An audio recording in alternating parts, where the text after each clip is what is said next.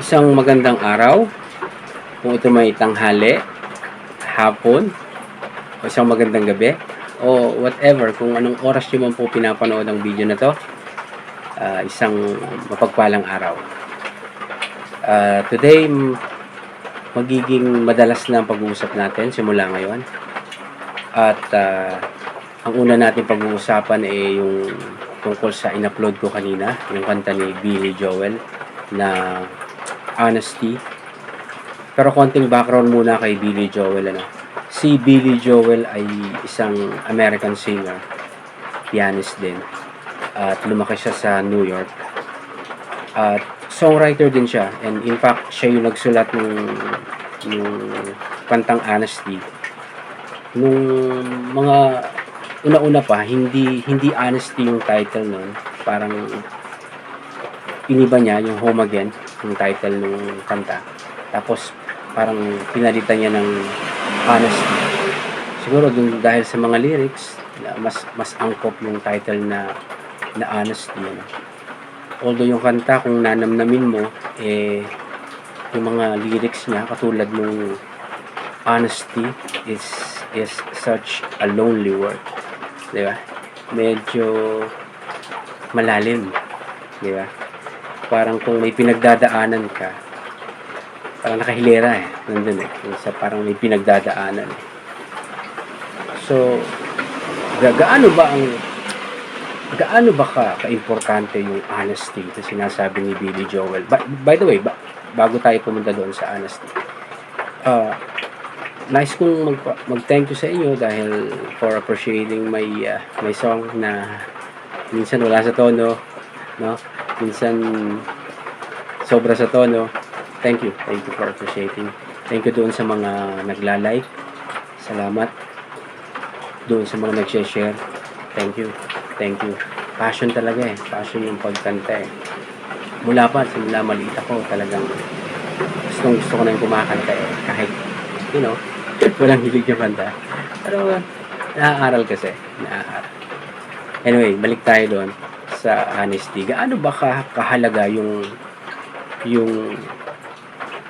pagiging matapat, di ba? Sa Tagalog, matapat. Yung katapatan.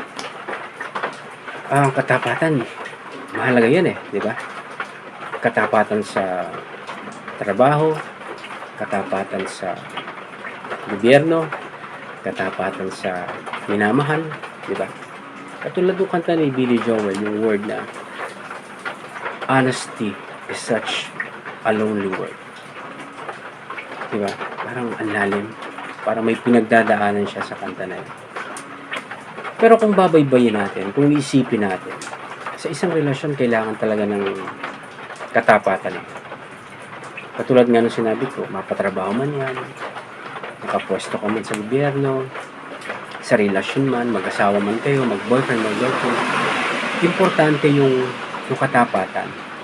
Kasi isa to sa pundasyon di ba? Sa akin ako naniniwala ako na isa to sa pundasyon ng kahit na anong relasyon na bubuuin niyo. Pundasyon ito na dito ka makikredit bilang ikaw, dito ka masusubukan bilang ikaw, yung katapatan. May naalala ko, may nabasa akong libro noon, hindi ko lang maalala kung anong pamagat. Ito yung tungkol sa magkasintahan, o sa mag-asawa, basta sa magkarelasyon.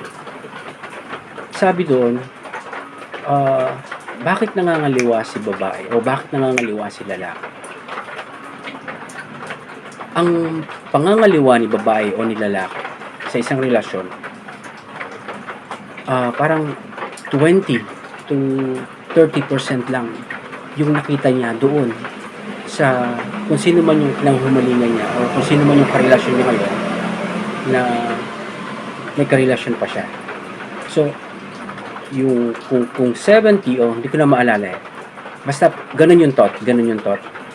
Yung 20-30% nakita mo doon sa tao na yon. Pero hindi mo nakita yung 70% nasa partner mo, nasa karelasyon mo. Di ba? Bakit tayo nag-cheat? Kasi Hindi siya 100%. Di ba? Unang-una, may perfecto ba? Wala. Di ba? Ang perfecto, yung pangalang perfecto. Pero tayo bilang tao, hindi tayo perfecto. Di ba?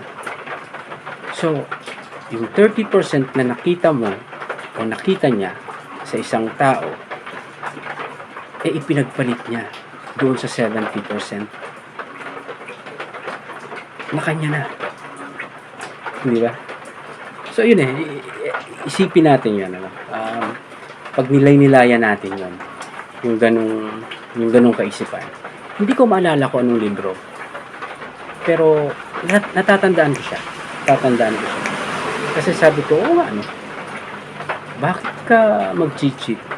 Kung ang nakikita mo lang naman yung 20% o 30% ng tao na yun, ito 70% nasa kanya na. Pasensya na kayo, maingay tabing highway tayo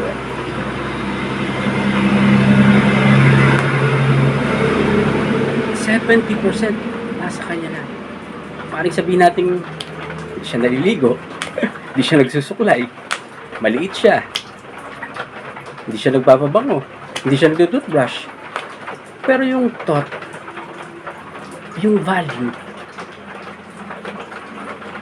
yung halaga niya, 70% na yun 30% lang. Kaya, wala ding tumatagal sa isang relasyon na parang panakaw lang. Kasi nakita mo nga lang, 30% lang. Na, sabi mo, ganda naman ito, gwapo naman ito. Pero hindi mo alam, yung partner mo, yung 70% yun, pag nag-ayos siya, pag naligo siya, pag nag-toothbrush siya, almost 100%. Di ba?